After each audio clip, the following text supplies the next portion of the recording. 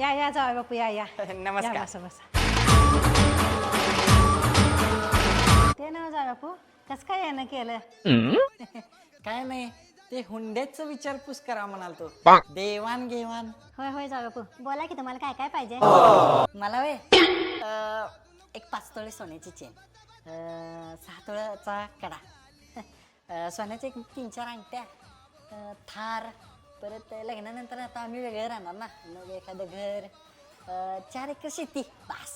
आणखीन काय अपेक्षा नाहीत. 1 मिनिट आई, मला पण पाहिजे. तू ह्यालाच सगळं देणार आहेस, मला काय देणार आहेस? बोल की तुला काय पाहिजे? मला 2 पोती सिमेंट आणि 1 निळा ड्रम.